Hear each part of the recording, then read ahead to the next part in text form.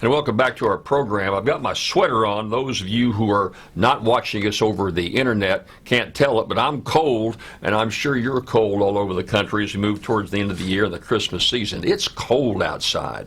Hey, I want to tell you about the column I wrote this week. You can go to our website at www.jimbrownusa.com. In that column, I took one final look at the presidential election. Just what happened? What could the Republicans have done differently? And I don't think there's a lot they could have done differently. Mitt Romney ran a very aggressive primary campaign against some tough opponents, many who were on the fringe. He was forced into talking about a lot of social issues that, quite frankly, the Republicans just ought to leave alone.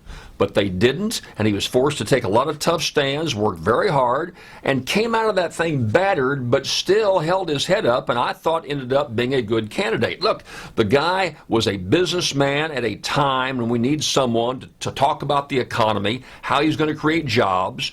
He was a good candidate in the fact that he'd done a lot of volunteer work as a Mormon. He'd straightened out the Olympics. He'd been a good governor of Massachusetts, good family guy. He looked good. I thought that under the circumstances, Romney was about the best candidate the Republicans could come up with. And I think he would have won the election, quite frankly, with a few things breaking his way. He got through the primaries, united the party, was running a very aggressive race, still a little behind because it's very hard to defeat an incumbent president. The incumbent sat out there for months raising money, didn't have to campaign hard, and so, and as a consequence, Romney had a huge fight going with him just knowing he was getting in against an incumbent. Okay, he gets the nomination, and then he's battered and a little behind, but that first debate takes place, and he takes off like a rocket. He has the momentum now. He's on the move. A number of polls showed him either dead even or even leading the president as the campaign wound down. And here's what he had going for him. The race is very close. There's still a sizable number of undecideds. Those undecideds traditionally always break towards the incumbent. Not everyone, but about 70%. Most pollsters will tell you will end up going towards the incumbent if they're undecided. And that's what Romney was counting on. And I think it would have happened except for one thing. Some lady came along named Sandy. Hurricane Sandy hit very, very hard, very surprisingly, and as a consequence, both candidates suspended their campaigns in deference to the folks who suffered so much damage, so much catastrophe.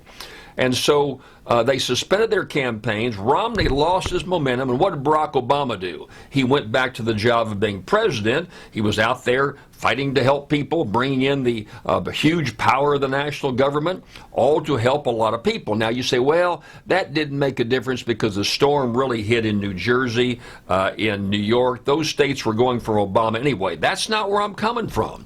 I think there were undecideds all over the country, in Utah and in California and in a number of swing states like Ohio and Florida said, look, that Obama looks like he's presidential. And when he hugged Chris Christie and went into New Jersey, the Republican governor, I think that he overcame the fact that he could not build bridges across party lines. He was there to help. He looked very presidential.